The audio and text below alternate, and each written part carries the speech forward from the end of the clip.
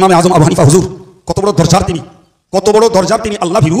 ভাবতে অবাক লাগে যে তিনি একটা, সহজ বাংলায় বোঝাই, একটা ভিজে কলসিকে পরের জমিতে রাখতে চাননি। ওই ভিজে কলসিতে পরের জমি শুকনো মাটি জড়িয়ে গেলে আল্লাহর কাছে কৈফিয়ত দিতে হবে। ও লোকটা দিলে কথা ভয় ছিল না? জি, তেনার কাছ থেকে কেউ টাকা ঋণ নিয়েছেন, জি, ঋণ দিয়ে পরিমাণ ছাড়া বেশি নিলে বলেন সুদ, ফলে ওটা হারাম। তো তার কাছ থেকে ঋণ নিয়েছেন হযরত ইমামে আজম আবু হানিফা হুজুর রাহিমাহুল্লাহ, ওই ঋণ গ্রহীতার ঘরের ছায়ায় দাঁড়াতে চাননি। যদি আল্লাহ বলেন যে তুমি ওকে ঋণ দিয়েছো, তাই ও ঘরের ছায়া ভোগ করেছো, ওই ছায়া ভোগ করাটা তোমার জন্য সুদ, এই ভয়তে তার ছায়া দাঁড়াননি। আমার আম ভাইয়ারা, সাধারণ ভাইয়ারা, এদের ওই আপনার আমার মতন সাধারণ লোকের উচিত হলো আমরা ওই ডাক্তার মেনে ধর্ম করার নিয়ম পাল্টাবো না, বরং পীরলিরা মেনে এসেছেন, আলেমরা মানছেন, আমরা আলেমদের দেখা দেখি ধর্ম করছি। ফলে এই সাধারণ কে আমিন ধরে বললো, কে আসতে বললো, জি ভাই আমরা দেখবো, আসতে বলার পক্ষে আমাদের ঊর্ধ্বতন পীরলি রয়েছে, যোগ্য আলেম মৌলানা মুফতিরা রয়েছে, যারা জোরে বলছে ভাই এরা কেউ হতে পারে ডাক্তার, হতে পারে কেউ মাদানি, জি ভাই হতে পারে কেউ পৃথিবীর প্রবক্তা, যে পারে যা হোক যা। আমি যে জায়গায় দাঁড়িয়ে আছি, আমার ঊর্ধ্বতন আলেম, মুফতি, ইমাম, মুস্তাহিদ এবং তাবড় জিন্দা আল্লাহর ওলিরা রয়েছেন। তো কেন আমি এই ভালো সমর্থিত পথটাকে ছেড়ে আচানকাকে বললো তার দিকে ঘুরে গেলাম? ভাই তোর যদি সত্যি ক্ষমতা থাকে, তুমি যে বক্তার বক্তৃতা শুনে বাপ দাদা পীরলিদের আমলকে তুমি পাল্টাচ্ছ, তুমি এই কিতাবগুলো একটু পড়ো না বাপ। সুতরাং শুধু ফিতনাবাজি, হানাফিরা যা আমল করে জয়ীফ হাদিস, আর আমরা করি সহি হাদিস, সহি জয়ীফের কিচ্ছু বোঝো না তুমি, কিচ্ছু বোঝো না। আমি আমার আলোচনা শুরু করছি। প্রথমত বলি, কোরআন শরীফে আল্লাহ বলেছেন মান আতাআনি ফাকাদ আতা আল্লাহ, যে বান্দাবান্দি আমি আল্লাহ পাকের হুকুমের অনুসরণ করে। এই রসুল বললেন যে বান্দা, যে উম্মতানি আমি রসুলুল্লাহর হুকুমের অনুসরণ করে, ফাকাদ আতা আল্লাহ, তিনি প্রকৃতপক্ষে আল্লাহ পাকের হুকুমের অনুসরণ করলেন। সুবহানাল্লাহ। আবার বলছি, রসুল বলেছেন যে লোকটা আমি রসুলুল্লাহর হুকুমকে মান্য করে, সেই লোকটা প্রকৃতপক্ষে আল্লাহ পাকের হুকুমকেই মান্য করল। সুবহানাল্লাহ। পরের অংশে বলেছেন ওমানা আসানি, আর যে লোকটা আমার অবাধ্য হলো, ফাকাদ আসাল্লাহ, ওই লোকটা আল্লাহ পাকেরই অবাধ্য হলো। নাউজুবিল্লাহ বলে। তাহলে আমরা এই হাদিস থেকে স্পষ্ট একটা জ্ঞান পাই যে রসুলের অনুসরণে রয়েছে আল্লাহ পাকের অনুসরণ, আর রসুলের অবাধ্যতার মধ্যে রয়েছে আল্লাহ পাকেরই অবাধ্যতা। কথা বোঝাতে পারলাম? কোরআন শরীফের আয়াত পাকে মহান আল্লাহ বলেন ইয়া আইয়ুহাল্লাযীনা আমানু, হে ঈমানদারেরা, আতিউল্লাহ, তোমরা আল্লাহ পাকের হুকুমকে মান্য করো, ওয়া আতিউর রাসূল, এবং রসুলের হুকুমকে মান্য করো। সুবহানাল্লাহ। তাহলে এই দুটো শব্দ থেকে আমরা জানতে পারলাম আল্লাহ পাকের হুকুমকে মানার আদেশ খোদ আল্লাহ তার কালামে মাজিদ কোরআন পাকে বলেছেন, এবং রসুলের হুকুমকে মান্য করার নির্দেশও ওই আল্লাহ তার কোরআনের ভিতরে উল্লেখ করেছেন। তাহলে আমাদের মনের ভিতরে একটা জায়গা তৈরি করতে হবে যে আমরা আল্লাহর বান্দা হিসাবে আল্লাহ পাকের হুকুমটাকেও মানব, এবং রসুলের উম্মত হিসাবে রসুলের হুকুমটাকেও মানব ইনশাল্লাহ বলে। বরং আমি আগে যে হাদিসটাকে বলেছি, ওই হাদিস অনুযায়ী আল্লাহকে মানার বাস্তব প্রমাণ হলো রসুলকে মান্য করা, আর আল্লাহর অবাধ্যতার বাস্তব প্রমাণ হলো রসুলের অবাধ্য হওয়া। তাহলে যে বান্দাবান্দি রসুলের হুকুম মানে, আলহামদুলিল্লাহ, তিনি প্রকৃত আল্লাহর হুকুমই। আর যে বান্দাবান্দি রসুলের হুকুমকে অগ্রাহ্য করে, তিনি প্রকৃত আল্লাহ পাকের হুকুমকেই অগ্রাহ্য করলেন। এগুলো ইসলামী শরীয়তের থিওরি। হযরত মিকদাদ ইবনে মাআদি কারুবা নবী পাকের একজন সাহাবী, তিনি বলছেন ক্বালা রাসূলুল্লাহ সাল্লাল্লাহু আলাইহি ওয়াসাল্লাম, রাসূলুল্লাহ বলেছেন ইউসিকুর রাজুলু মুত্তাকিয়ান আলা আরিকাতিহি, খুব শীঘ্রই দেখতে পাবে একজন ব্যক্তি তার চেয়ারে হেলান দিয়ে বসে থাকবে, চেয়ারে হেলান দিয়ে বসে থাকবে লোকটা। আর ইউহাদ্দিসু বিহাদিসিম মিন হাদিসি, তার কাছে কেউ একজন এসে নবী পাকের কোনো হাদিস বলবে। কি বলবে? লোকটা চেয়ারে বসা, আর তার কাছে রাসূল বলছেন আমার হাদিসগুলোর মধ্য থেকে কোনো হাদিস তার কাছে বলা হবে। লোকটা তখন বলবে বাইনানা ওয়া বাইনাকুম কিতাবুল্লাহ, আমাদের এবং তোমাদের মাঝে আছে আল্লাহ পাকের কিতাব আল কোরআন। কথাটা ভালো। ফামা ওয়াজাদনাহু মিন হালালিন ফাস্তাহলালনাহু, আমরা আল্লাহর কিতাবের ভিতরে যা হালাল বিষয়গুলি পাবো সেগুলি আমরা হালাল জ্ঞান করে হারাম বিশ্বাস করে হালাল বিশ্বাস করে আমরা আমল করব। আবার বললেন ওমা ওয়াজাদনাহু ফীহি মিন হারামিন ফাহুয়া হাররামনা, আর ওই কিতাবের ভিতরে যেগুলোকে হারাম পাবো সেগুলোকে আমরা হারাম জ্ঞান করব এবং সেগুলোকে ত্যাগ করব। আচ্ছা বলেন, এ পর্যন্ত এই হাদিসের যে কথাটা শুনলেন তাতে আপনাদের ব্রেনে ভুলভাল খুঁত খাত কিছু মনে হচ্ছে কি? আবার একবার বলি, ব্রেনে ধরেন। কি বলছি? যে একটা লোক তার চেয়ারে হেলান দিয়ে বসে থাকবে, তার কাছে নবীর হাদিস বলা হবে। তিনি তখন বলবেন যে আমাদের এবং তোমাদের মাঝে কোরআন শরীফ রয়েছে, ওই কোরআনে যেটাকে হালাল পাবো সেটাকে হালাল হিসাবে গ্রহণ করব, আর ওই কিতাবে যেটাকে হারাম দেখব সেটাকে হারাম হিসাবে ত্যাগ করব বা মেনে নেব।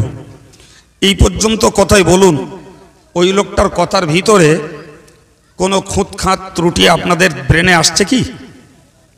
আসছে বাবা?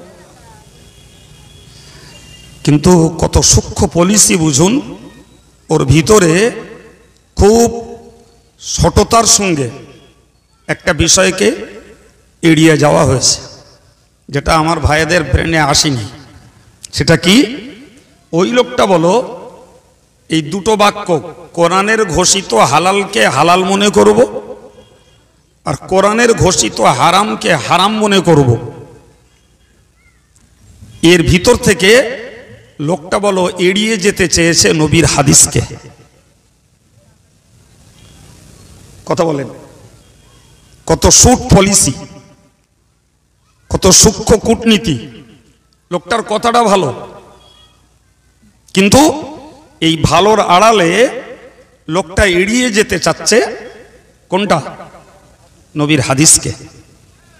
তার মানে ওর বক্তব্য হলো হাদিস মানবার কোনো প্রয়োজন নেই। নাউজুবিল্লাহ বলেন, হাদিস মানবার কোনো প্রয়োজন নেই, বরং কোরআন মানলেই যথেষ্ট। এখন কে ভাই কোরআন মানলে যথেষ্ট হবে এই কথাটাকে উপেক্ষা করবে, অগ্রাহ্য করবে, এমন তো ইমানদার নেই। সে তো ভালো কথা বলছে, সে তো কোরআন মানতে বলছে, খারাপ তো কিছু বলেন। প্রিয় নবী বললেন ওয়া ইন্না মা হাররামা রাসূলুল্লাহি মিসলু মা হাররামাল্লাহ। সুবহানাল্লাহ। আল্লাহ পাকের নবী বললেন তোমরা সতর্ক হয়ে যাও, আমি রাসূলুল্লাহ যেগুলোকে হারাম করেছি, আল্লাহ যেগুলো হারাম করেছেন ওই হারামেরই মতো আমি যেগুলো হারাম করেছি সেগুলির মর্যাদা। তার মানে আল্লাহ যেগুলো হারাম করেছেন সেগুলিও হারাম, আর আমি রসুল যেগুলোকে হারাম বলেছি সেগুলিও। তার মানে রসুল কি বোঝাতে চাইলেন? যে তোমাদেরকে আল্লাহর ঘোষিত কোরআনের বার্তাও মানতে হবে, আর আমি রসুল যেগুলোকে বিধান করেছি সেগুলোকেও তোমাদের। তাহলে রসুলের বক্তব্য, অচিরাত এমন লোক আসবে যে লোক চেয়ারে হেলান দিয়ে বসে থাকবে, আর তার কাছে হাদিস বলা হলে বলবে কোরআন আছে তো হাদিস কেন মানতে যাব। অথচ আমি নবী বলছি যে আল্লাহর ঘোষিত হারামগুলো যেমন হারাম, আর আমার ঘোষিত হারামগুলো তেমন। ছেলেরা কত বোঝা যাচ্ছে? জি প্রিয় ভাইরা আমার, আজকে আমরা এর গভীরতা অতটা এখনো বুঝিনি, তবে হয়তোবা কোনোদিন বুঝতে হতে পারে, যেহেতু ইউটিউবের যুক্ত, এপার ওপারের কথা সব এক জায়গায় হচ্ছে না? এই হানা বলেন না, বাংলাদেশের বক্তাদের আওয়াজ এখানে বসে শোনা যায় না, পাকিস্তানের উর্দু ভাষী বক্তাদের আওয়াজ এখানে শোনা যায় না। আমি আব্দুল কাইয়ুম কথা বলছি যে বড়িহাট চাঁদপুর বলে এই জায়গাটা, হাসার মোড়, এখানে বসে সারা বিশ্ব জুড়ে যেখানে প্রবাসী বাঙালিরা আছে তারা এই ইউটিউবের আমার সাইট খুলবে, তারা আমেরিকায় বসে আমার কথা শুনতে পাচ্ছে। বিশ্বাস হয়? জি। তাহলে আজকে মোবাইলের মাধ্যমে দুনিয়াটা হয়ে গেছে একাকার, ঠিক কিনা? খুব শীঘ্রই দেখতে পাবেন যে আমাদের দেশে অনেক দিন আগে থেকে, এমনকি দাদা হুজুর বসিরহাট হুজুরের আমল থেকে একটা দল চলছিল যাদের নাম নিয়েছে তারা আহলে হাদিস। এ পর্যন্ত আমাদের জানা আছে। সম্প্রতিকালে বাংলাদেশে নতুন দল গজিয়েছে, তারা বলছে আমরা আহলে কোরআন। কি বলছে জোরে বলুন? আহলে কোরআন। যারা বলছিলেন আমরা আহলে হাদিস, এনারা কোরআন সুন্নাহ মানার পক্ষে। তাদের বক্তব্য কোরআন মানবো, হাদিস মানবো, অর্থাৎ আল্লাহ মানবো, রসুল মানবো, ইমাম মানবো না, পীর ওলি মানবো না, মুস্তাহিদদেরকে মানবো না। এটা ছিল তাদের বক্তব্য। এরা সেই বললাম দাদা হুজুর বসিরহাটের জমানা থেকে এ দল রয়েছে, তারা তাদের খেয়ালে তাদের মতন আমল তারা করছেন। এই কথা ক্লিয়ার হচ্ছে ভাই? জি। সম্প্রতি বাংলাদেশে যে দলটা তৈরি হয়েছে তারা বলছে আমাদের নাম হলো তাহলে কোরআন, মানে আমরা কোরআনওয়ালা। আর যারা আহলে হাদিস বলে তাদের বক্তব্য আমরা হাদিসওয়ালা। তার মানে আহলে কোরআনদের বক্তব্য আমরা কোরআন মানি, আর আহলে হাদিসদের বক্তব্য হলো আমরা কি মানি। বাহ, ভালোই বুঝছেন।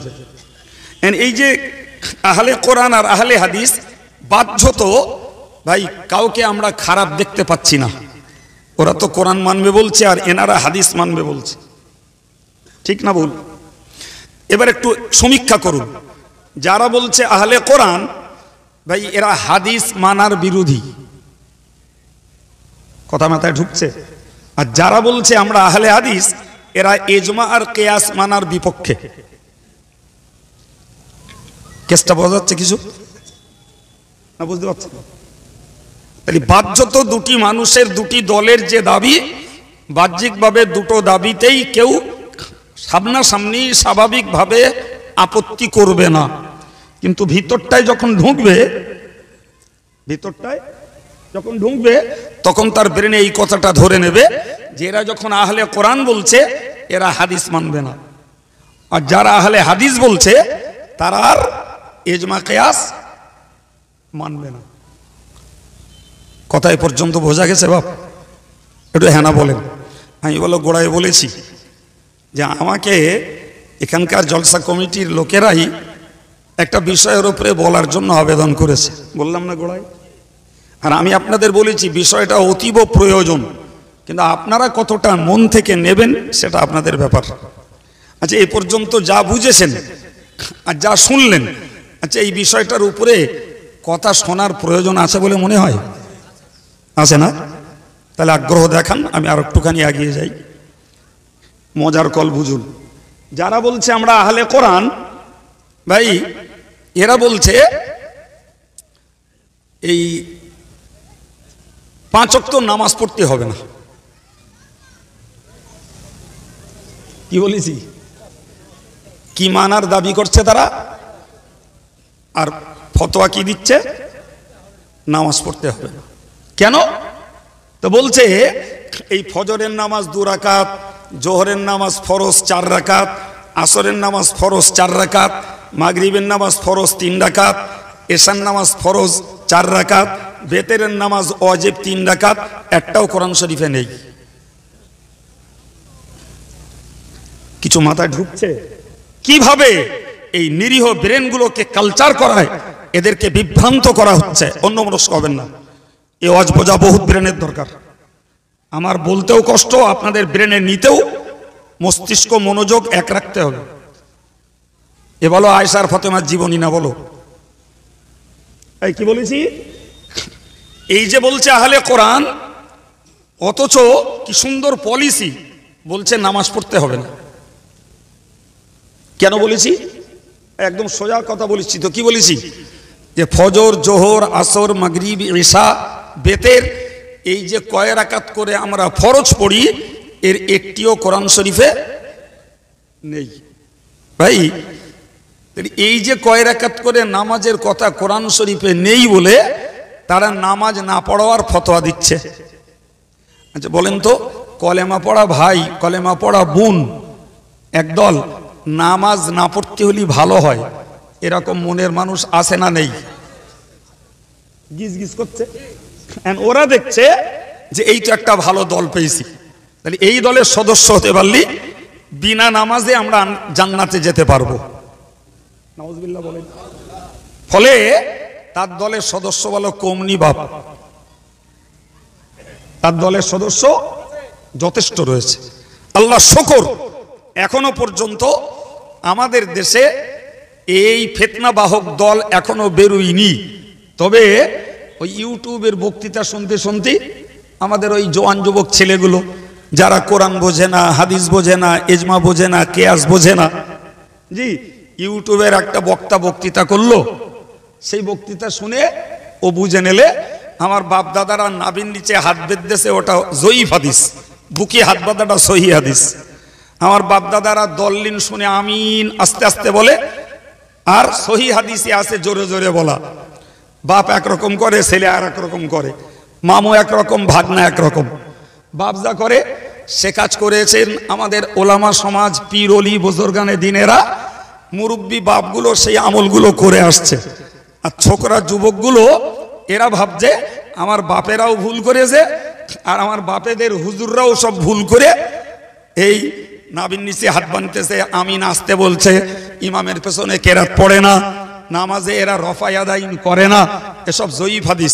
সহি হাদিস হলো নাউজুবিল্লাহ, এ হাত বাঁধতে হবে বুকে, আর ইমামের পেছনে কেরাত পড়তে হবে, আমিন চিল্লে বলতে হবে, আর নামাজের মধ্যে হাত ঝাড়া মারতে হবে। একটু বলেন, এরকম কিছু আপনাদের নজরে পড়ছে, কানে পড়ছে? হ্যাঁ প্রিয় ভাইরা আমার, জি তাদেরটা সহি না আমাদেরটা সহি, তাদেরটা জয়ীফ না আমাদেরটা জয়ীফ, ভাই এ সমাধান করার মজলিস এটা নয়। কারণ সেটা দলিল দেখার ব্যাপার। এখন দলিল দেখার যোগ্যতা এই লোকগুলোর নাই। হ্যাঁ বলেন, ভাগ করছেন? দলিল বোঝার যোগ্যতা এই লোকগুলোর নাই।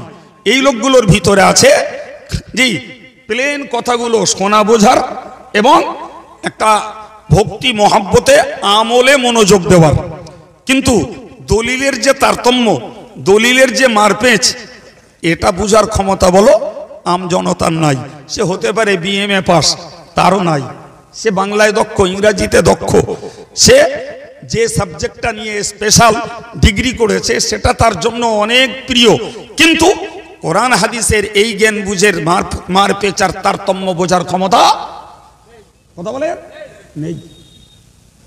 আপনি কি বুঝছেন? কিচ্ছু না। আমি বসিরহাট হুজুরির একটা নামাজ শিক্ষা দেবো একটা এমএ পাস করা ছেলের কাছে, বলবো ভাই এই টোটাল বইটা তুমি একটু পড়ে আমারে বুঝিয়ে দাও। আপনাদের কি মনে হয় পারবে? হারগিজ পারবে না, কখনো তার ক্ষমতা নেই। কারণ হুজুরের বইটা হতে পারে বাংলায় লেখা, কিন্তু তার মূল বিষয়টা হলো আরবির। সেই আরবির টার্ম থেকে তিনি বাংলায় নিয়ে এসেছেন।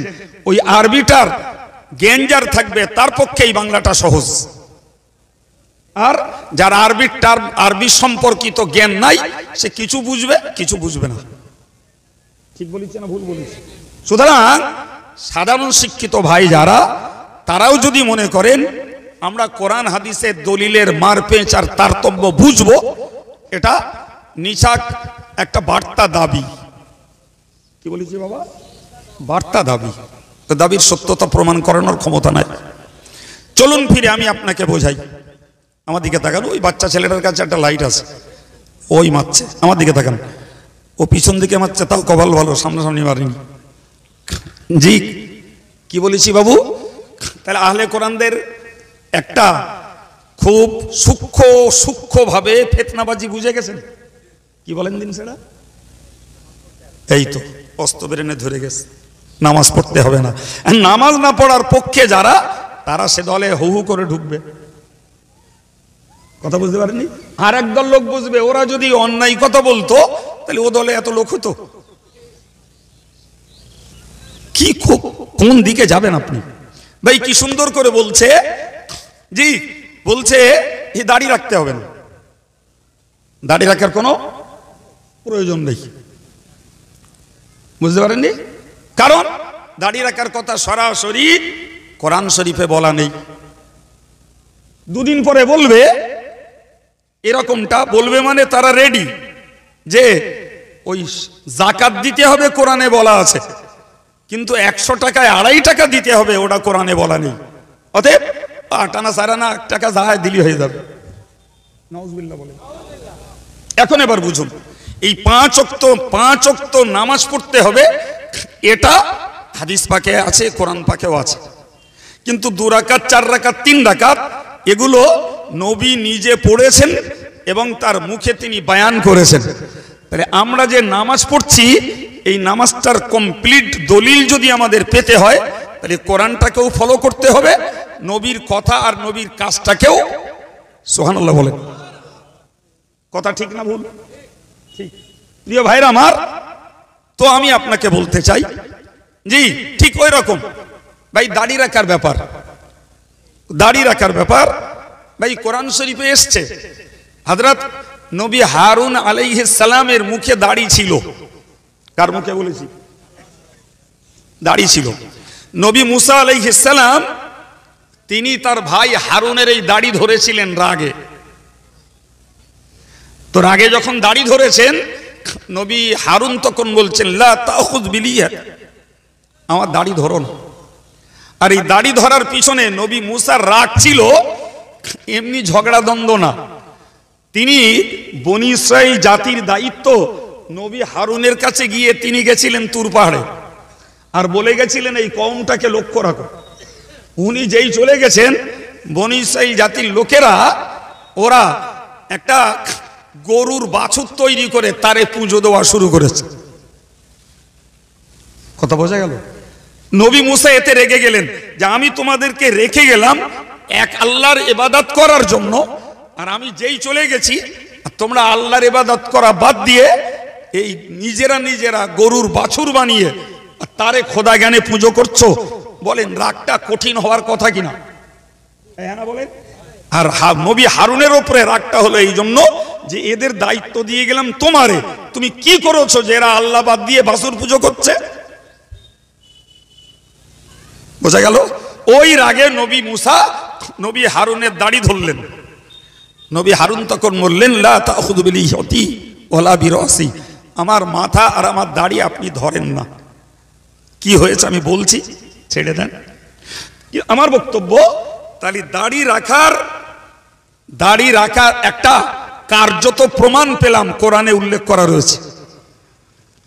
কিন্তু আল্লাহ পাক সরাসরি বলেননি যে আহফুল লিহিয়াতা, তোমরা তোমাদের দাড়ি বাড়াও, এরকম কথা কোরআনে নেই। জি, তবে আল্লাহ কোরআন শরীফে বলেছেন, কোরআন শরীফে আল্লাহ বলেছেন যে তোমরা আল্লাহর সৃষ্টির পরিবর্তন ঘটিও না। আল্লাহর সৃষ্টির পরিবর্তন ঘটিও না। আর এও কোরআনে বলা আছে যে শয়তান মানুষকে আল্লাহর সৃষ্টির পরিবর্তন ঘটাতে আদেশ করবে, এটাও কোরআনে বলা আছে। এবার বুঝুন ভাই, আমরা যখন মায়ের পেট থেকে জন্ম নিয়েছিলাম দাঁত সঙ্গে করে আনিনি, কথা বলেন ঠিক না ভুল? আল্লাহ আমাদের শক্ত খাবার খাওয়ানোর জন্য নরম ভূতিতে শক্ত দাঁত গজিয়ে দিয়েছেন। সুবহানাল্লাহ বলেন। ভাই এখন যদি কেউ এই দাঁতগুলোকে ভেঙে ফেলে, যন্ত্রণা জ্বালা কাতরানি ব্যথা যা হবে হবে, কিন্তু এতৎপরই ওটা হারাম, কারণ ওরা আল্লাহর সৃষ্টি, তুমি ওটাকে পরিবর্তন ঘটাচ্ছ কেন? কথা মাথায় ঢুকছে না ঢোকে না? জি এবার বলুন, আমরা মায়ের পেট থেকে যখন এসেছিলাম তখন আমরা দাড়ি আনিনি, ঠিক না ভুল? তখন মুখে দাড়ি ছিল। হ্যাঁ ভাই, দাড়ি ওঠানোর জন্য এতে সার মাটি তেল কিচ্ছু দিতে হয়নি, বলো না দেশি কেউ? হ্যাঁ, আপনা আপনি ওই সৃষ্টির নিয়মে পুরুষের মুখে দাড়ি গজিয়েছে। সুবহানাল্লাহ বলে। তাহলে ওটাও আল্লাহ পাকের একটা সৃষ্টির পদ্ধতি। এখন কেউ যদি সেই দাড়িটাকে ছেঁটে চেঁচে পরিবর্তন ঘটায়, তাহলে ওটা আল্লাহ পাকের সৃষ্টির পদ্ধতিকে পরিবর্তন ঘটানো, ওলামারা বলেছেন এটা হারাম। কথা বোঝা যাচ্ছে? কথা বোঝাতে পারছি? এখন ওই যে আহলে কোরআনটা বললো, ভাই ওই কথাটা বলো প্লেন, কিন্তু ওইটার প্রতিবাদ করে আমি আপনাকে সঠিকটাকে বোঝাতে চাচ্ছি অনেকটা মেহনত করে, আর আপনাকেও বুঝতে হচ্ছে বেশ খানিকটা ঠান্ডা মাথায়, ঠিক না ভুল? তাহলে ঘুলিয়ে দেওয়ার জন্য সহজটা যথেষ্ট, আর সোজা করার জন্য কঠিন, অনেকটাই কঠিন। প্রিয় ভাই, প্রিয় নবী সাল্লাল্লাহু আলাইহি ওয়াসাল্লাম তার মুখনিসৃত বাণীতে বললেন যে তোমরা আকাফুল লিহিয়াতা ওয়া কাসসুস শাওয়ারিব, একদম নির্দেশ সূচক শব্দ দিয়ে বললেন তোমরা দাড়ি বাড়াও আর গোপ কেটে ছোট করো। এই কথাটা লেখা আছে কোথায় বললাম? মুসলিম শরীফের হাদিসে আছে, অন্যান্য হাদিসে আছে। কি করো? দাড়ি বলেন বলেন দাড়ি বাড়াও আর গোপ ছোট করো।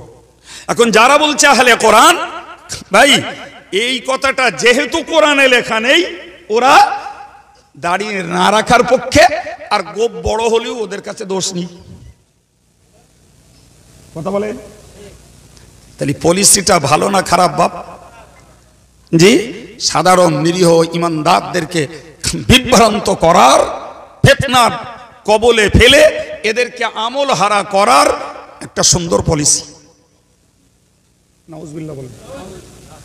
জি, যথারীতি কোরআন বলেছে ওয়া আতুজ যাকাত, তোমরা যাকাত আদায় করো, কিন্তু কোরআনের কোথাও নাই, কোরআনের কোথাও নাই যে 2.5 টাকা শতকরা 2.5 টাকা যাকাত দিতে হবে, অর্থাৎ 40 টাকায় 1 টাকা। ফলে ওইটা যখন কোরআনে নাই, যাকাত দিতে হবে এটা তারা মানে দাবি অনুযায়ী মানতে বাধ্য, কিন্তু 2.5 টাকা দিতে হবে এ ব্যাপারে তারা বিশ্বাসীও নয়, আমলদারও নয়। কথা বুঝে আসছে?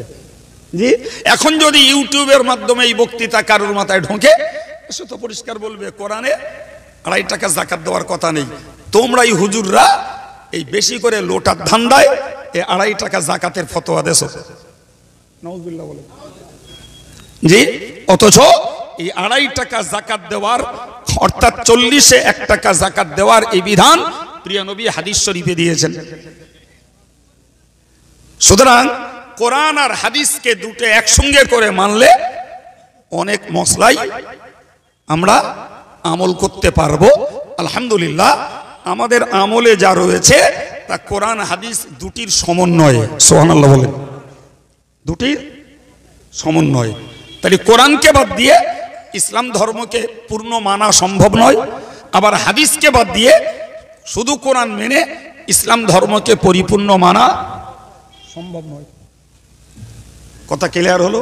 তাহলে এ পর্যন্ত আপনারাও বুঝে গেলেন হুজুর এই তো যথেষ্ট, কোরআন হাদিস মানলেই তো যথেষ্ট হয়ে যাবে কি? তাহলে ওই আহলে হাদিস ভাই যারা, ওরা যেটা বলছে যে ইজমার কিয়াস মানতে হবে না, তাহলে তো এই পর্যন্ত যা শোনালাম তাতে তো ওদের দাবিটাই যুক্তিসঙ্গত বলে মনে হচ্ছে। এই অন্য মনস্ক হচ্ছেন। আবার বলছি, কথা সবাই বুঝেননি। জি, এই পর্যন্ত যে আলোচনা করেছি সে আলোচনায় ক্লিয়ার হয়েছে যে কোরআন হাদিস মানলে মোটামুটি আমরা ধর্ম আচরণ যা করছি তার দলিল আদেল্লা আমরা ঠিকঠাক আছে পেয়েও যাচ্ছি, ঠিক না ভাই? ঠিক। আর আহলে হাদিস ভাইরা বলছে যে কোরআন সুন্নাহ মানো, ইমাম মানতে হবে না, পীর ওলি মানতে হবে না, জি এসব কিছু মানার দরকার নেই। তাই এই পর্যন্ত যখন আমরা দেখছি কোরআন সুন্নাহ মানলেই আমরা আমাদের আমলের দলিলগুলো খুঁজে পাচ্ছি, তাহলে তো ওই আহলে হাদিস ভাইদের কথাটা যুক্তিসঙ্গত। কি গো, একটু বলেন হ্যাঁ না? জি, ওই পর্যন্ত আগে বুঝে নেন, পরের ধাপটা পরে। আমি বলো কানে হাত দিয়ে জাপটা করে বলতে পারতাম, কিন্তু কানে হাত দিয়ে জাপটা করে বললি না, কাল সকালবেলা হেতরে কিচ্ছু পাবেন না। যার জন্য বলছি ক্লাসে পড়ানোর মতো করে, যাতে এই ব্রেনগুলোতে কথাগুলো ক্যাচ করে। জি, এবার একটু বুঝুন, একবার একটু দরুদ শরীফ পড়ুন না। আল্লাহুম্মা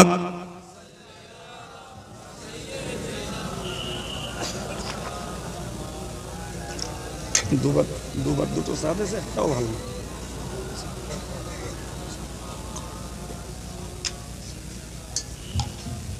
সম্মানিত ভাইরা, থাক ভাই, আর না না না, সম্মানিত ভাইরা এবার একটু বুঝুন। ভাই আমি আপনাদেরকে গুটি কতক কথা শেখাচ্ছি, কথাগুলো আশা করছি সহজে বুঝবেন এবং মনেও থাকবে, বলেন ইনশাল্লাহ। ভাই কোরআন শরীফে আল্লাহ বলেছেন ইন্নামা হাররামা আলাইকুমুল মাইতাতা ওয়াদ-দামা ওয়া লাহমাল খিনজির। আল্লাহ বললেন তোমাদের জন্য হারাম করা হয়েছে মুর্দা, তার মানে মরা জিনিস তোমাদের জন্য হারাম। দ্বিতীয়ত বলা হলো তোমাদের জন্য হারাম করা হয়েছে রক্ত। তৃতীয়ত আল্লাহ বললেন তোমাদের জন্য হারাম করা হয়েছে শূকরের গোশত। আচ্ছা, এই যে তিনটে হারাম কোরআন শরীফে আল্লাহ ঘোষণা করেছেন, ভাই এই তিনটে হারামের ব্যাপারে অজানা আমাদের কারণ নেই। এ ভাই কারো অজানা আছে? কারো অজানা নেই। আলহামদুলিল্লাহ আমরা এ ব্যাপারটা সবাই জেনে আছি যে মরা জিনিস হারাম, রক্ত হারাম, শূকরের গোশত হারাম। প্রিয় ভাই এবার একটু বলুন, আমি আপনাকে এবার একটু বোঝাচ্ছি। ভাই আল্লাহ মরাকে হারাম করেছেন, জি, আবার ওই আল্লাহ জবাইকে হালাল করেছেন। জবাইকে কি করেছেন? তবে জবাইটা হতে হবে আল্লাহর নামে, কান্নাত হতে হবে। তাহলে আল্লাহর নামে জবাই করলাম, ও মরে গেল, সুবহানাল্লাহ বলেন, কি সুন্দর পদ্ধতি। এমনি মরে গেছে ওটা হারাম, তুমি আল্লাহর নাম নিয়ে নিজে জবাই করে মেরে ফেলো, ওটা তোমার জন্য হালাল। জি, এখন বলুন, আমরা মাছ জবাই করি নে, মাছ আপনাতেই মরে যায়, আমরা খাই না? খাই না। এই যে মরা মাছ খাবার ফতোয়া কোরআনে কোথাও নাই, বুঝতে পারেননি? মরা মাছ খাবার ফতোয়া জোরে বলে কোরআনের কোথাও নাই। খাচ্ছি কেন? রাসূলুল্লাহ বলেছেন উহিল্লাত লানাল মাইতাতান, আমাদের জন্য আল্লাহ দুটো মুর্দাকে হালাল করে দিয়েছেন। আর একটু জোরে বলেন। জি, দুটো মুর্দাকে আল্লাহ হালাল করেছেন। কি কি? আল জারাদু আসসামা, একটা হলো পঙ্গপাল আর একটা হলো মাছ। সুবহানাল্লাহ বলেন। তাহলে মরা মাছ খাবার দলিল কোরআনে নাই বাপ, কোথায় আছে? হাদিসে। জি, কোরআনে নাই, হাদিসে আছে। প্রিয় ভাইরা আমার, এরপরে একটা বুঝুন, একটা মাছ পুকুরে মরে চিত হয়ে গেছে। একটা মাছ, জোরে বলেন কি বলেছি? পুকুরে মরে চিত হয়ে গেছে। সাহাবীদের দুভাগ হয়েছে, কেউ বলছেন ওই চিত হওয়া মাছ খাওয়া হালাল, আবার কোন সাহাবী বলেছেন ওই চিতাওয়া মাছটা খাওয়া হারাম। কিছু বুঝতে পারতেছেন? এই দুমদাম খানিকটা অশ্বনে বাড়ি গেল, মনে করলাম এ তো বিরাট সহজ, এ বলো বহুত ঘানির জিনিস। তাহলে এমনি মরা মাছ হালাল, কিন্তু পুকুরে একটা মাছ মরে চিত হয়ে গেছে, একজন বলছেন, এক সাহাবী বলছেন ওটা খাওয়া হালাল, আর একজন বলছেন হারাম। নবীর হাদিসে এর কোনো সমাধান নাই। কি বলেছি বলেন? নবীর হাদিসে এর কোনো সমাধান নাই। এখন যদি আমি ওই চিতে হয়ে ভেসে ওঠা মাছটাকে যদি খাই, তাহলে একজন সাহাবীর কথা মানলাম, আর একজন সাহাবীর কথা অমান্য করা হলো।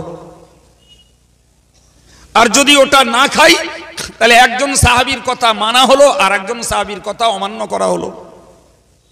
আর এই যে সাহাবীদের এই মন্তব্য, এটাকেই আরবিতে বলে কিয়াস।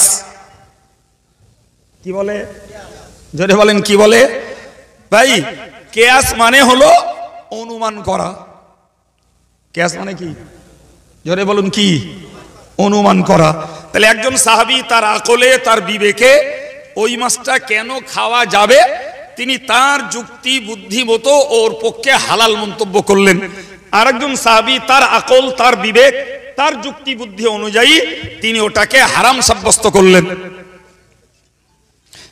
জি, এখন আপনি যদি শুধু কোরআন আর শুধু হাদিস মানতে যাই, জি, তাহলে বলতো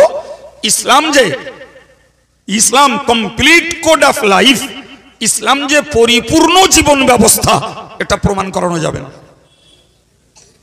এটা প্রমাণ করানো, কারণ ওর বিধান একটা দিতে হবে তোমার। ওর বিধান তোমাকে একটা, হ্যাঁ না বলেন, ওটা একটা বিষয়, ওর বিধানটা কি তোমার দিতে হবে। একজন ইমাম একজন সাহাবীর হালালের মশলাটাকে মেনে তিনি ওই মতটাকে সমর্থন করলেন যে মাছ মরে পানিতে চিতিয়ে ভেসে উঠবে ওটা খাওয়া হালাল, তার পক্ষে একজন সাহাবী আছেন। আবার আর একজন ইমাম আর একজন সাহাবীর কথা মেনে ওটার উপরে হারাম ফতোয়া দিলেন, তার পক্ষেও একজন সাহাবী আছেন।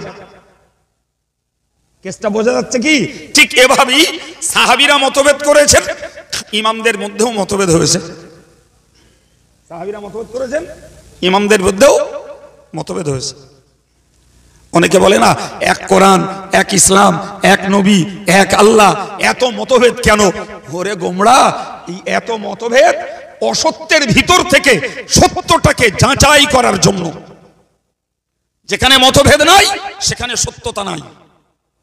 মুখস্থ করুন আমার এই কথাটাকে, যেখানে মতভেদ নাই সেখানে সত্যতা নাই। যেখানে মতভেদ আছে সেই মতভেদের ভিতর থেকে হক কোনটা, খাঁটি কোনটা, সত্য কোনটা, ওটা বেরিয়ে আসবে। যখন এক একজন তার পক্ষের মতামত ব্যক্ত করবে, কার যুক্তি গাঢ়, কার যুক্তি হালকা, এই করতে করতে একটা মত স্থির সিদ্ধান্ত হবে। তখন প্রমাণিত হবে এইটা হক, ওইটা না হক, এইটা সবল, ওইটা দুর্বল, এটা আমলযোগ্য, ওইটা আমলের অযোগ্য। সাধারণ লোকে বোঝে না বলে শুধু বলে এত মতভেদ কেন, এত মতভেদ কেন? তুমি তো ভাই ও পাঠশালার লোক না, তা মতভেদ কেন কি করে বুঝবা বাবা? কথা বোঝা যাচ্ছে বাপ? জি ভাই, তাহলে আমি আপনাকে একটা মশলা বললাম কোরআনের। পরেরটা, জি, পরেরটা হলো যে রক্ত হারাম। রক্ত রাসূল বলেছেন উহিল্লাত লানাল মাইতাতান ওয়াদ দামান, দুটো মুর্দা হালাল আর দুটো রক্ত হালাল। সুবহানাল্লাহ বলেন। একটা দিল আর একটা পরান বাচ্চা। খান্না খান্না দিল কি? এই বলেন কি ওটা? ও কি রক্ত নয়? ও তো জমাট রক্ত। কথা বোঝা যাচ্ছে কি? তাহলে এই দুটো আমরা খেয়ে থাকি, অথচ রক্ত হালাল করেছেন কে? হাদিসে হারাম করা হয়েছে। এরপরে যদি একটু বাড়িয়ে বলি, সে হয়তো অনেকের রেডারে সহ্য হবে না, তবে একটুখান বলেই ফেলি। জি, মায়ের গর্ভে আল্লাহ আমাদেরকে মায়ের রক্ত পান করিয়েছেন, কিন্তু যেই দুনিয়ায় এসেছি আল্লাহ পাক ওই রক্তটাকে আমাদের জন্য পান করা হারাম করেছেন। এখন বর্তমান মেডিকেল সায়েন্সে জি যাদের এনিমি ব্লাড রক্ত শূন্যতা, ডাক্তার বাবুদের চিকিৎসার একটা পদ্ধতি হলো তাদের ব্লাডে তাদের রক্ত দাও, দিলে ওরা দ্রুত সুস্থ হবে। কথা বলেন, কিছু বুঝতে পারছেন না? হ্যাঁ ভাই, এখন আগেকার যুগে এই রক্ত দেওয়ার কোনো পদ্ধতি মেডিকেল সায়েন্সেও ছিল না, তখন ট্রিটমেন্টই ছিল। কিন্তু বর্তমান কালে, আজকে বলে না, আরো 2-10 বছর আগে থেকে রক্ত দেওয়ার একটা চিকিৎসা ব্যবস্থা মেডিকেল সায়েন্স সারা বিশ্ব জুড়ে অ্যাপ্লাই করছে। ঠিক কিনা বলেন? যে এই যে রক্ত ভাই, একজনের রক্ত আর একজনের দেহে পুশ করা হচ্ছে, তাই শরীয়তের মৌলিক মশলায় তিনি ওরালি মুখে যদিও রক্ত পান না করেন, কিন্তু স্যালাইনের ভিতর দিয়ে তাকে রক্ত শুট করানোর চেষ্টা করা হচ্ছে। এর মৌলিকটা শরীয়তের মশলায় জায়েজ নয়, এটাও খাওয়ার নামান্তর। এর পরের মশলা হলো যে হ্যাঁ, ডাক্তার বাবুরা বলছেন এটাই তার সুস্থতার উপযুক্ত ওষুধ, তো ওলামায়ে মুতাখিরিনরা বললেন যে তাই যদি হয় তো সেটা সে তাৎক্ষণিক বা সাময়িক বা পরিমাণ মতো অন্যের রক্ত নিজের দেহে পুশ করতে পারে, ওই সাময়িকই। তাই বলে সুস্থ ব্যক্তি নেবে এও চলবে না জি। আর কেউ মদ খায় যখন রক্ত খাতিয়ে অসুবিধা কি ঢক ঢক করে মেরে দেবে, ও হারাম। ও তবে উচিত কর্তব্য হলো অন্তত পক্ষে যে ক্যাম্প থেকে রক্ত নেবার তুলনায়, আল্লাহ না করুন আমাদের কারুর যদি রক্ত লাগে, তাহলে অন্তত নিজের প্রিয়জনদের যাদের গ্রুপে মিল হয় তাদের রক্তটা নিয়ে পুশ করা, সেটা তবুও মন্দের ভালো। কারণ রক্তই হলো মানুষের চরিত্র গড়ার মূল ভিত্তি। সুতরাং আমার দেহে যে কারুর রক্ত ঢুকিয়ে দিলাম, সে হতে পারে ইমান হারার রক্ত, বেনামাজির রক্ত, হারাম খাদকের রক্ত, সুদ খাদকের রক্ত আমার দেহে ঢুকিয়ে দিলাম, মিনিমাম 3 মাস ওই রক্ত তার দেহে থাকবে, তো ওই রক্তে তার চরিত্রটা চেঞ্জ হবে।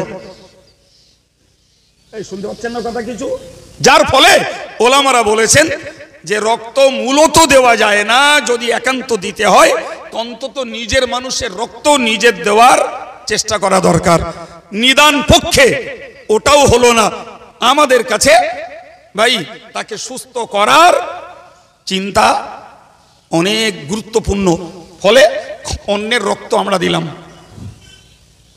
অন্যের রক্ত দিলাম, প্রিয় ভাই আমার, সেটা তো নিদান পক্ষে। আর ঠিক এটাকে কেন্দ্র করে আজকে দেশময় ব্লাড ডোনেশন ক্যাম্প তৈরি হচ্ছে, দেশময়। তাতে সব রকমের লোক আছে, সব রকমের পীর সাহেব আছে, পীরজাদাও আছে, মৌলানাও আছে, তথাকথিত মুফতিও আছে, এলাকার শিক্ষিত বুদ্ধিজীবী রয়েছে, রাজনীতির নেতারাও রয়েছে, সাধারণ দিনদার ইমানদার মুসলমানরাও রয়েছে। কি গো জি, এই কথাটা শুনলি বলো মাথা চাই চাই করবেনি। ভাই মনে রাখুন, রক্তের মালিক আমরা কেউ নই, রক্তের মালিক আমরা কেউ নই। যদি রক্তের মালিক হতাম আমরা, তাহলে যাদের রক্ত শূন্যতার রোগ আছে এরা তার রক্ত ধরে রাখতে পারত। কথা বলছেন না কেন? হ্যাঁ, রক্তের মালিক আমরা কেউ নই। টোটাল হিউম্যান বডি, এই মানব দেহের মালিক হলেন আল্লাহ। আপনি আপনার হার্ট, আপনার কিডনি, আপনার চোখ কোনোটাকেই দান করতে পারেন না, আপনি তার মালিক নন। দান করবেন মানে আপনার জমি আমি দান করে দেবো, দুনিয়ার সমাজ মেনে নেবে? কথা বলেন, মালিক যে, দান করার অথরিটি তার। তাহলে মানব দেহের এই অঙ্গগুলো মালিককে আল্লাহ, আপনি দান করবেন তার মানে? অনেকে মরণ উত্তর, তার মানে আগে থেকে বলে যায় আমার মরার পরে আমি চোখটা অমুক সংস্থায় দান করে গেলাম, আমার মরার পরে আমার হাড়টা তোমরা অপারেশন করে অমুককে দিয়ে দিও। কথা বুঝতে পারছেন কিছু? এই দান করার অধিকার কোন বান্দার নাই। এবার বলুন, আমি সুস্থ সবল বেঁচে আছি, আমি মরে যাইনি, আমার ব্লাড আমি ক্যাম্পে দান করে দেব, যুক্তি কি বলে? কিছু বলেন না কেন? এতক্ষণ কি বোঝালো? যুক্তি কি বলে? হ্যাঁ, দেয়া যাবে না। জি ভাই, এখন আপনি বলছেন দেয়া যাবে না, বা আমরা বলছি দেয়া যাবে না, এ পর্যন্ত ঠিক। কিন্তু আপনাকে প্রশ্ন করা হচ্ছে যে আপনি তো রক্ত দেবেন না, কিন্তু আপনার রোগীর রক্ত লাগবে, কোথায় পাবেন? এটাও একটা দিক। সব রকম গালিতে হবে না। কি আপনার রোগীর রক্ত লাগবে, ওটা কি করবেন? তখন তো আপনি চাইছেন যে আমার রোগীটা যে কোনো মূল্যে সুস্থ হোক, তখন আপনি ব্লাডের দাবি করছেন, তখন আপনি ব্লাডের দাবি করছেন। ভাই, ওলামারা বলেছেন যে ডাক্তার বাবুরা যখন ব্লাড পুশ করাটা, রক্ত রোগীর দেহে ঢুকিয়ে দেওয়াটা একটা চিকিৎসার সূত্র বলে মনে করেছেন, ফলে আপনি প্রয়োজনে ব্লাড দেন। আগে বলেছি, বলো, আগে বলেছি প্রয়োজনে আপনি ব্লাড দেন, কিন্তু আল্লাহর সম্পদ আপনি দান করছেন, আর ওই ব্লাড নিয়ে লাখ লাখ টাকার বিজনেস চলছে। এই খবর রাখেন, লাখ লাখ টাকার বিজনেস চলছে আপনার ব্লাড নিয়ে। ভাই, তাহলে প্রয়োজনের তাগিদে জরুরতের ক্ষেত্রে যেটা নাজায়েজ ছিল সাময়িক, সেটা জায়েজ বলা গেলেও সেটা নিয়ে অপচয় হবে আর সেটা নিয়ে বিজনেস হবে, এটার তো অনুমতি নাই বাপ। এই কথা বুঝতে পারেননি? এটার অনুমতি নাই। আর আজকের যারা ব্লাড ডোনেশন ক্যাম্প করছেন, এ ব্যাপারে তারা রিস্কও নেন না। তারা ব্লাড নেন, একটা সার্টিফিকেট দেন, কি তাদের জন্য একটু টিফিন টাপান করিয়ে দেন, ব্লাডগুলো ব্লাড ব্যাংকে জমা করে দেন, অনুপাতে তারা একটা করে আই কার্ড পেয়ে যায়, যে তোমার কারোর দরকার হলে কার্ড দেখালে তুমি একটা ব্লাড দিয়েছো, তুমি প্রয়োজনে তোমার রোগীর 4টে লাগলেও পেতে পারো। কেসটা বুঝা যায়নি? হ্যাঁ, এরপরে সেই ব্লাডের উপরে চলছে বিজনেস। প্রিয় ভাইরা আমার, প্রয়োজনের তাগিদে কথাগুলো, বিজনেসটা যদি বন্ধ হয় তাহলে প্রয়োজনটুকুর জন্য দেওয়াটা চলবে, কিন্তু যদি বিজনেস বন্ধ না হয় তাহলে তো চালানো মুশকিল। জি প্রিয় ভাই আমার, একে তো এতটা লোক শুনছেন, আবার তাতে লাইভ চলছে। জি, কারা কোথায় শুনবানি, আর ওই রকম তাদের মাথা চচ্চড় করে গরম হয়ে যাবেন। এ ভাই, আমরা সুন্নতুল জামাতের সদস্যদের ব্লাড গ্রুপ নেই, জানেন? ব্লাড গ্রুপ নিয়ে হয়, কেরা সদস্য আছেন না আছেন জানি না। আমাদের এই ব্লাড গ্রুপটা সদস্য হওয়ার সময় নেওয়ার পিছনে কারণ হলো এটাই, যে আমাদের কোনো পেশেন্ট যদি হয়, আমরা গ্রুপ দেখব 10,000, 12,000, 15,000 সদস্য, ওই গ্রুপে যার মিল আছে তারে বলবো, যা ভাই তুই একটু ব্লাড দিয়ে আয়। সুবহানাল্লাহ বলেন। তাহলে একদিকে আমার মশলাও বাঁচবে, আর একদিকে রোগীর সেবাও হবে।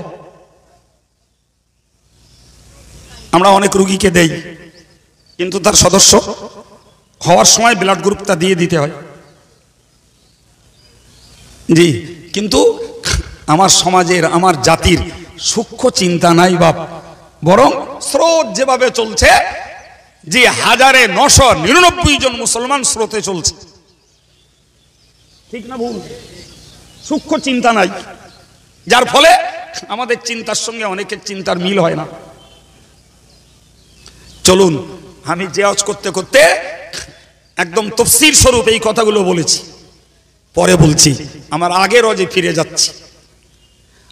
আল্লাহ পাক কোরআন শরীফে বলেছেন, ওয়ালাহমাল খিনজির, আল্লাহ হারাম করে দিয়েছেন শূকরের গোশত। কি হারাম করেছেন? শূকরের। প্রিয় ভাইরা আমার, তাহলে কোরআন শরীফে শূকরের গোশত হারাম করা আছে, কিন্তু মনে রাখা দরকার, গোটা কোরআনে এবং কোরআন নবী পাকের লক্ষ লক্ষ হাদিসের কোথাও শূকরের চর্বির ব্যাপারে কোনো বিধান নাই। কোরআনের শব্দটাই এসছে লাহমুন ও লাহমাল খিনজির, শুকরের গোশত হারাম। তো গোশতের আরবি হলো লাহাম, আর চর্বির আরবি হলো শাহাম। শাহমুন মানে চর্বি।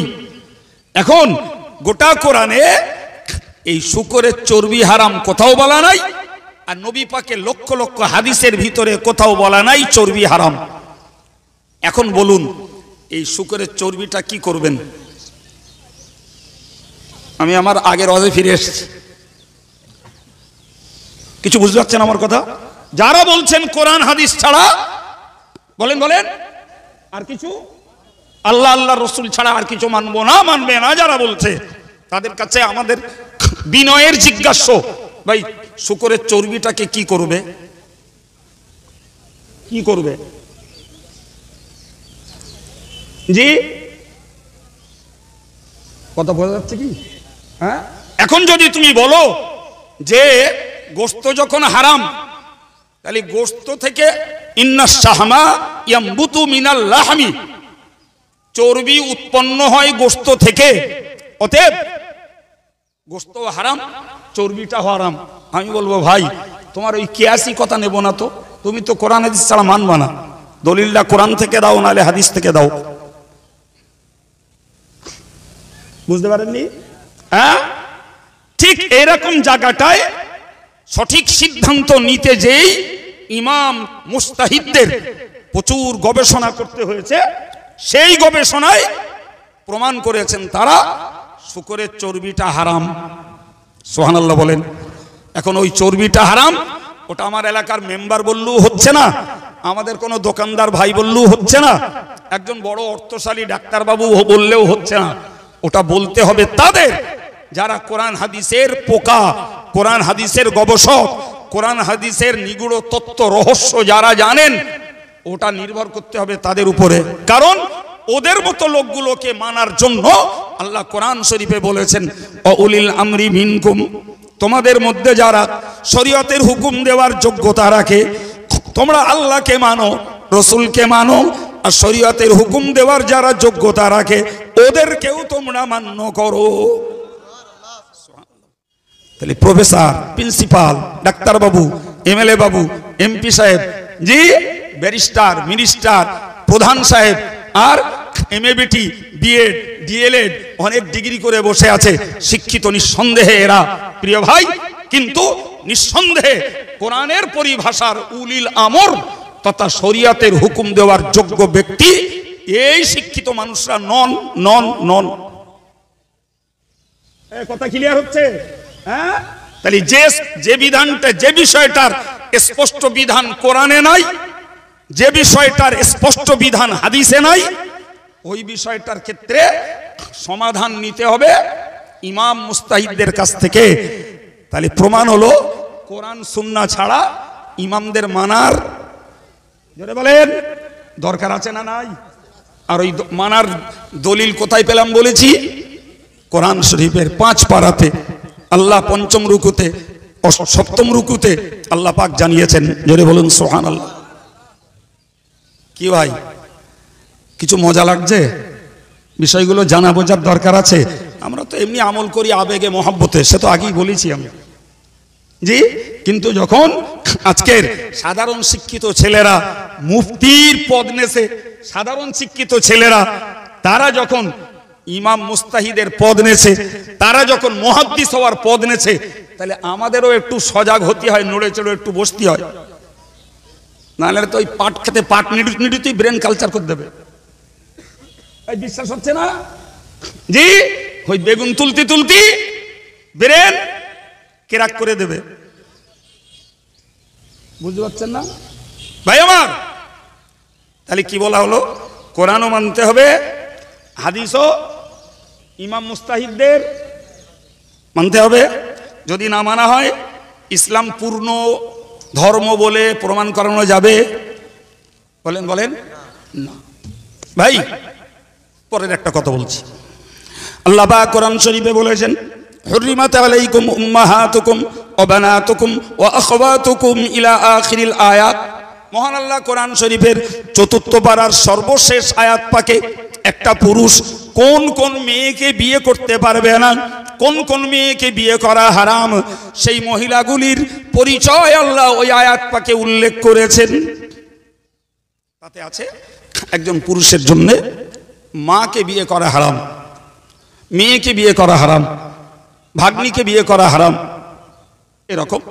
তো সেই তালিকা আছে 14 প্রকার মেয়েদের কথা আছে। ক প্রকার বললুম বাবা? 14 প্রকার। 14 প্রকার মেয়েকে একটা পুরুষ বলেন বিয়ে করতে পারে না। একদম কোরআন হারাম শব্দ লাগিয়েছে। কথা ক্লিয়ার? মজার ব্যাপার হলো ওই আয়াত পাকের তাফসীর যখন হাদিসে খোঁজা হচ্ছে তো সেখানে এগুলো ছাড়াও কোন কোন বিস্তার মশলা আরো বলা আছে। কোরআনে আছে সংক্ষিপ্ত, তার বিস্তারটা হাদিসে বলা আছে।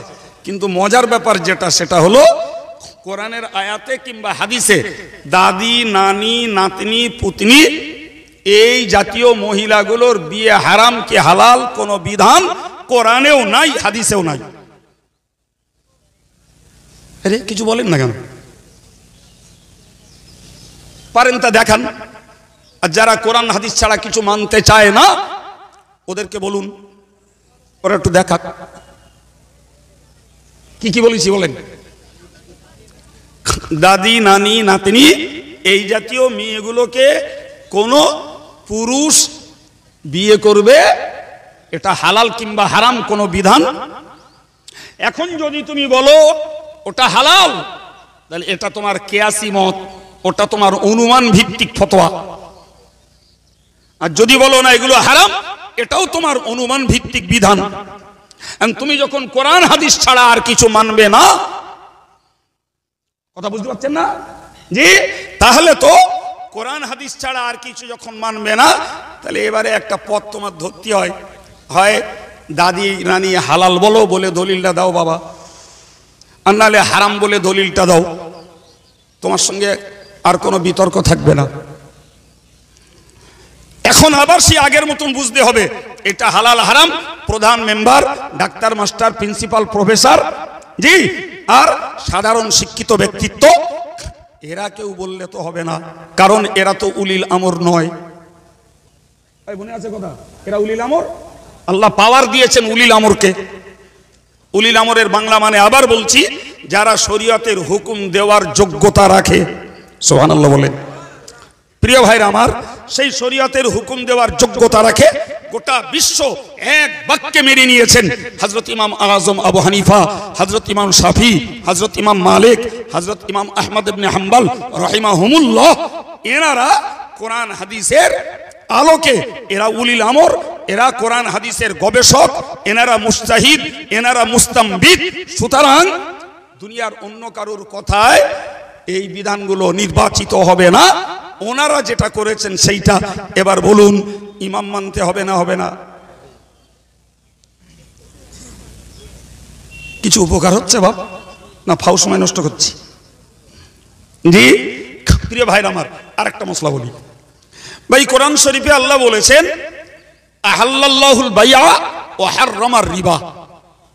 আল্লাহ বললেন ক্রয় বিক্রয়, ব্যবসা সূত্রে যে লেনদেন আমরা করি এটা হালাল। বাকি শর্ত, সততা, ঠকবাজি করা যাবে না, সততা করতে হবে, কিংবা জাল টাকা ব্যবহার করা যাবে না, মালে ফাঁকি দেওয়া যাবে না, ওজনে কম দেওয়া যাবে না, জি, খারাপ মাল দিয়ে ভালো মালের পয়সা নেওয়া যাবে না। এগুলো সব সেই ব্যবসার হালাল হওয়ার শর্ত। কিন্তু মূল ব্যবসাটা কি? জোরে বলেন। হালাল। আমি করেছি? এই কথা বলেন আমি করেছি? কে করেছেন? খোদা আল্লাহ। নবী সরকার দো আলম এই ব্যবসার উপরে প্রচুর তার মুখ নিঃসৃত বাণী ব্যক্ত করেছেন, আলহামদুলিল্লাহ। পরের অংশে বললেন সুদ হারাম। জি, সুদ হারাম। অন্য আয়াত পাকে বলেছেন লা তাকুলুর রিবা, তোমরা সুদ ভক্ষণ করো না, সুদ খেও না। ভাই এর বেশি কিছু বিস্তারিত মালের বিবরণ কোরআনে হাদিস কোরআনে নাই। তাহলে কোরআন মূলত বলেছে সুদ হারাম, সুদ খেও না, সুদ হারাম, সুদ খেও না। হারাম জানার পরেও সুদ খাবা তো আল্লাহ এবং রসুল তোমার সঙ্গে যুদ্ধ করবে। কথা ক্লিয়ার হলো বাপ? এখন আমরা হাদিস খুলে দেখছি, বুখারী মুসলিমে উল্লেখিত স্পষ্ট বয়ান জি, আয-যাহাবু বিয-যাহাবি ওয়াল ফিদ্দাতু বিল ফিদ্দাতি ওয়াত তামারু বিত তামারি ওয়াল মিলহু বিল মিলহি ওয়াল হিনতাতু বিল হিনতাতি মাসালাম বিমাসালিন ইয়াদাম বিয়াদিন। হুজুর বললেন গুনে নেন, সোনার বদলে সোনা সম পরিমাণ নিলে জায়েজ, অতিরিক্ত নিলে সুদ। রূপোর বদলে রূপো সম পরিমাণ নেওয়া জায়েজ, অতিরিক্ত নিলে সুদ। গমের বদলে গম পরিমাণ মতো নিলে জায়েজ, সম পরিমাণ, অতিরিক্ত নিলে সুদ। জবের বদলে জব, অতিরিক্ত নিলে সুদ, সমান নিলে জায়েজ। নুনের বদলে নুন সমান সমান নিলে বলেন বলেন জায়েজ, অতিরিক্ত নিলে সুদ। খোরমার বদলে খোরমা সমান সমান নিলে জায়েজ, অতিরিক্ত নিলে। এবার একটু গুনে নেন, ওই যে হাদিসটা বললাম ওতে 6টা জিনিস আছে, সোনা রূপো গম জব খবর খোরমা লোন। সোনা রূপো গম জব খোরমা নুন, কটা হলো?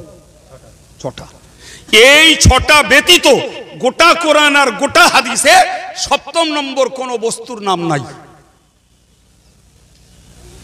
এখন আমি সকালবেলা 10 টাকা দেবো, সন্ধ্যাবেলা 20 টাকা নেবো, সকালবেলা 100 টাকার একটা নোট দেবো, রাতের বেলা 200 টাকার একটা নোট নেবো, সকালবেলা 5 কিলো ডাল দেবো, সন্ধ্যাবেলা 7 কিলো নেবো। এই কথা বুঝতে পারছেন কি? সকালবেলা 8 বস্তা ধান দেবো, সন্ধ্যাবেলা 1 বস্তা নেব।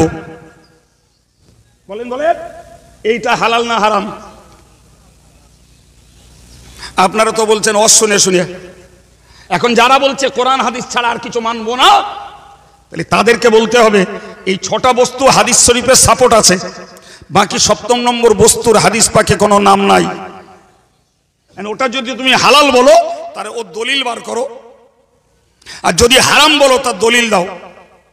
আমরা ইমাম মানালো ওই 6টা বস্তুর উপরে গবেষণা চালিয়ে ইমাম মুস্তাহিদরা পৃথিবীর আর যাবতীয় বস্তু কোনটা হালাল আর কোনটা হারাম, কোনটা বেশি নিলে সুদ হবে না আর কোনটা বেশি নিলে সুদ হবে, সব তারা চুলচেরা করে বিচার করে ফতোয়ার কিতাবগুলিতে উল্লেখ করেছেন।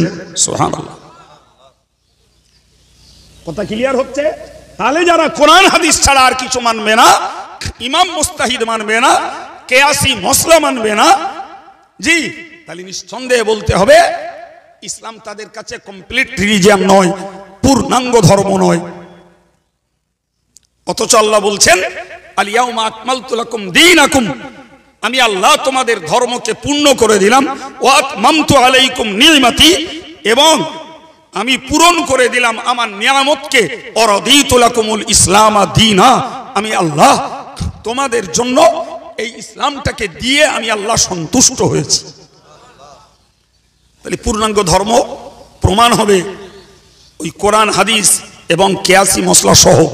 এই কথাই পৃথিবীর বিখ্যাত বিখ্যাত মুফাসসিররা তাদের কিতাবে লিখেছেন। কথা বলা যাচ্ছে বাপ? ভাই এই আমাদের যে কাফন পড়াই, এই কাফনের মশলা কোরআনে নেই, হাদিসে আছে পুরুষের 3 কাপড়, মেয়েদের 5 কাপড়। হিজড়ের ক কাপড় দো বাবা? এই হিজড়ে আছে না নাই? তারা আল্লাহর সৃষ্টি কিনা? হিজড়েরাও দিনদার ইমানদার মুসলমান নামাজি হতে পারে। হিজড়ে মানে নপুংসক, নাও পুরুষ নাও মহিলা, এরাও তো মরে। ওদের কাপন কটা? যদি বলো 5টা দেবো, দলিলটা বের করো। যদি বলো না 3টে দেবো, দলিলটা বের করো। ইমাম সাহেবরা গবেষণা করে বললেন যে হিজড়েকে মেয়ে ধরে নিয়ে 5টা কাপড় দাও, যদি বাইদি বাই তারা হয় পুরুষ তো 3টে কাপড় তার মধ্যে ঢুকে আছে, 2টো অতিরিক্ত ঢুকেছে, এতে দোষের হবে না। কিন্তু যদি পুরুষ ধরে 3 কাপড় দেওয়া হয়, আর যদি হকিকতে ওই মানুষটা যদি মহিলা হয়, তাহলে 2 কাপড় কম হওয়ার জন্য সুন্নতের খেলাফ হবে। ওতে 5টা দিয়ে রাখো। কথা বুঝতে আসছে কিছু? এই ফতোয়া কোরআনে নাই, হাদিসে নাই, এ ফতোয়া ইমাম মুস্তাহিদদের। কি বুঝছেন ভাই? শরীয়তের মসলাতে এই মহিষের গোশত খাওয়া হালাল। কার গোশত? মহিষ। আর হাতির গোশত খাওয়া হারাম। কিন্তু মজার ব্যাপার, গন্ডারের কোনো ফতোয়া নেই। কার বললুম? গন্ডারের। এখন যদি কেউ মনে করে গন্ডার যখন হারাম বলে কোরআন হাদিসে লেখা নেই, দে একটা পাড়ু করে সারা গ্রাম খেয়ে দেয়, তা খাতি মন চায় খাও বাপ, দলিলটা দেখিয়ে খাও। দেখাও যে গন্ডারটা হালালের কোন দলিল তুমি কোরআন হাদিসে খুঁজে পাচ্ছ, দেখাও।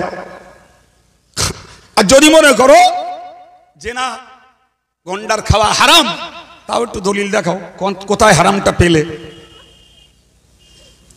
কথা বুঝে আসছে ভাবছি কিছু? সম্মানিত ভাইরা আমার, হযরত ইমামে আজম আবু হানিফা রাহিমাহুল্লাহ এত বড় একজন জগৎবরেণ্য ইসলাম গবেষক, এত বড় কোরআন হাদিসের সূক্ষ্ম তত্ত্ববিদ তিনি ছিলেন। ইমাম মালিক বলতেন ইমামে আজম আবু হানিফা এত বড় দরজার আলেম তিনি, এবং এত বড় ফিকহ তত্ত্ববিদ যুক্তিবাদী মানুষ তিনি ছিলেন। তিনি যদি কোনো কাঠকে সোনা বলতেন, তাহলে যুক্তি দিয়ে প্রমাণ করিয়ে দিতেন ওটা সোনা। এই মানুষটার কথা আপনাকে বলছি, হযরত ইমামে আজম আবু হানিফা রাহিমাহুল্লাহ হুজুর, তিনি তার জীবনে কোরআন হাদিসকে রিসার্চ করে 1 নয় 2 নয় 3 নয় 83,000 মশলা আবিষ্কার করেছেন। আর একটু মহব্বতে জোরে বলুন, কড়া মশলা? আমি তো বললাম 4টে মশলা। আমি কটা বলেছি? আঞ্চলিক 5 বলেছি। আর এরকম গবেষণা করে করে কটা মশলা বললাম? 83,000 মশলা তিনি তার লাইফে আবিষ্কার করেছেন।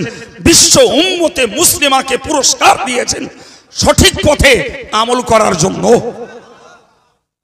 আল্লাহু আকবার।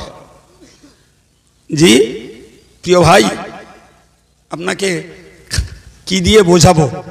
কথায় বলে জি, ভক্তিতে মুক্তি পেলে তর্কে বহু দূর।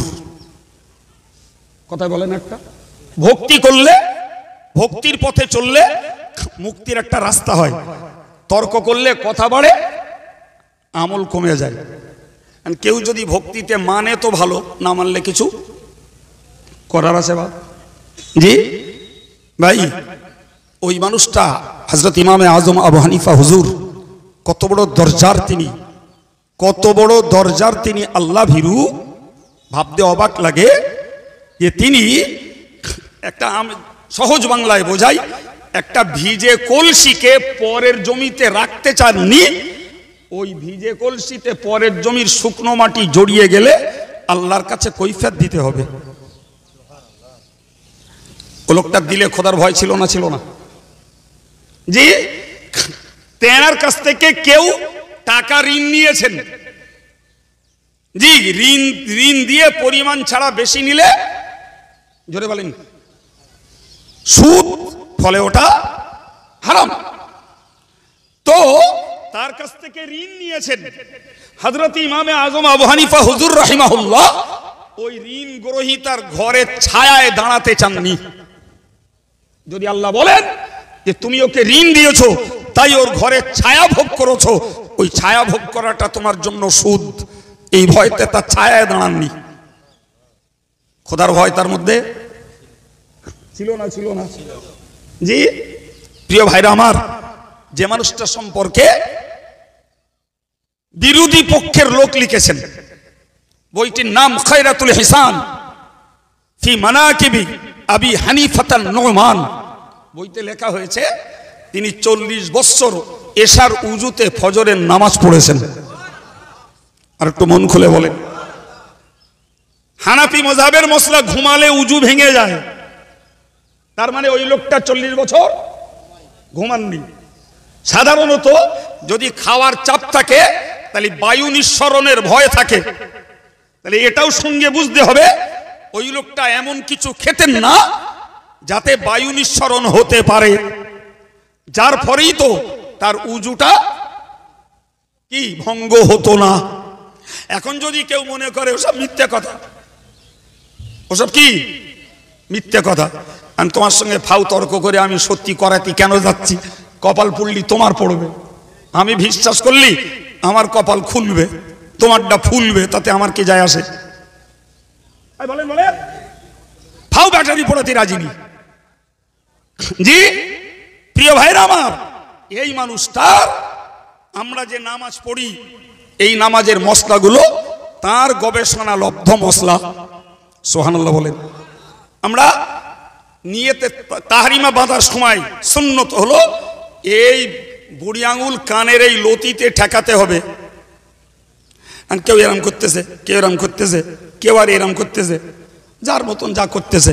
একচুয়াল সুন্নত হলো এই বুড়ি আঙুল কানের লতিতে ঠেকাও। যতবার করবে একই হবে, ও আদৌ ঘুরবে না যত দ্রুত করি। তার মানে আমি দুনিয়াকে পেছনে ফেলে দিলাম, আমি কেবলামুখী হয়ে গেলাম। বাঁধো, হাত ছেড়ে দাও, দিয়ে যতদূর ঝুলে যায় সেখানে বাঁধো। তো সাধারণত হাত ছেড়ে দিলে নাভির নিচে পর্যন্ত ঝুলে যায়, ওইখানে বাঁধো। এই 2 আঙুল এখানে দাও, উপরে 3 আঙুল দাও, বাঁধো। তুমি ইমামের পিছনে দাঁড়াও, সানা পড়ো। ইমাম কেরাত শুরু করলে সানা পড়া বন্ধ করো। জি ইমামের পিছনে তোমাকে সূরা ফাতিহাও পড়তে হবে না, অন্য কোন সূরাও পড়তে হবে না। জি ভাই, এছাড়া তুমি ওই একবার তাহরিমা বেঁধেছো, ইফতিতাহিস সালাত, নামাজের স্টার্টিং পয়েন্টে শুরু সময়, বাকি আর হাত ঝাড়াঝাড়ি করো না, ইমামের পিছনে কেরাত পড়ো না। জি তুমি এরপর নামাজে এক সেজদা দিয়ে উঠেছো, উঠে আর এক সেজদা দিলে, 2 সেজদা কমপ্লিট, তোমার রাকাত বাকি। এখন তো উঠে দাঁড়াতে হবে। আমাদের হানাফি মাযহাবের মসলা শেখানো হলো তুমি দ্বিতীয় সেজদা করেছো, স্ট্রেট উঠে পড়ো। জি আর অন্য কোন ভাইদের আমল আছে 2 সেজদা করে আবার একটু বসে নেয়, বসে তারপর ওঠে। ভাই আমার বক্তব্য, এই ইমামে আযম আবু হানিফা রাহমাতুল্লাহ আলাইহি এই মসলাগুলো আমাদেরকে দিয়েছেন। আমরা আম মানুষ, আমরা অত বুঝি না। এই মসলাকে আমল করেছেন বাংলার ইমাম মুজাদ্দিদে জামান ফুরফুরা শরীফের পীর আবু বকর সিদ্দিকী রাহিমাহুল্লাহ। সুবহানাল্লাহ বলেন। ওই মসলাগুলোর পক্ষে বাংলাতে বই লিখেছেন আল্লামা হুজুর বসিরহাটের রুহুল আমিন সাহেব রাহমাতুল্লাহ আলাইহি।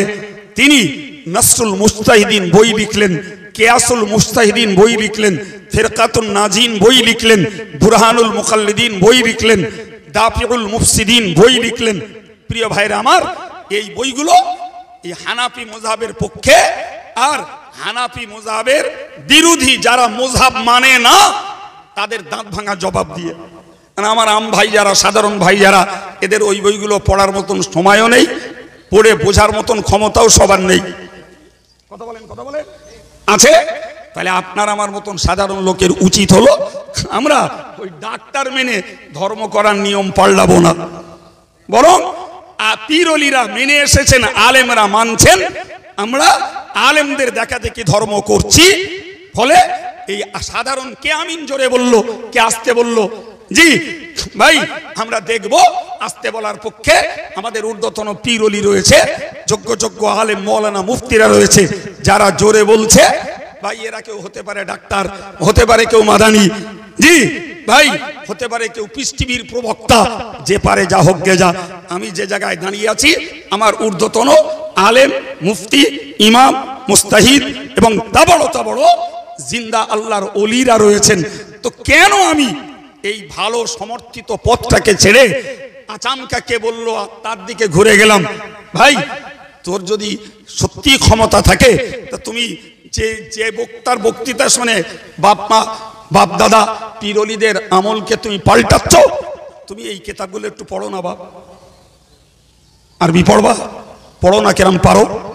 জি ইমাম মুহাম্মাদের লেখা মবসুত কিতাব পড়ো, ইমাম মুহাম্মাদের লেখা জামে সগীর, জামে কবির, সিয়ারে সগীর, সিয়ারে কবির বইগুলো পড়ো।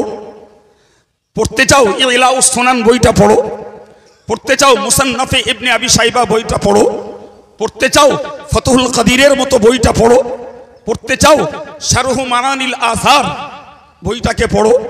আরবি পড়বে পড়ো, বসে যদি বাংলা যদি গা ঘ্যান ঘ্যান করে পড়তি মুরত থাকে তা আরবিগুলো পড়ো। হানাফি মাযহাবের সমস্ত মসলার দলিল হাদিস দিয়ে ওই বইগুলোতে প্রমাণ করানো আছে। এই চিল্লা বলুন সুবহানাল্লাহ। সুতরাং শুধু শুধু ফিতনাবাজি, হানাফিরা যা আমল করে জয়ীফ হাদিস, আর আমরা করি সহি হাদিস, সহি জয়ীফের কিচ্ছু বোঝো না, তুমি কিচ্ছু বোঝো না। জি সম্মানিত ভাইরা আমার, আমি মাইক ছাড়বো, সময়ও শেষ।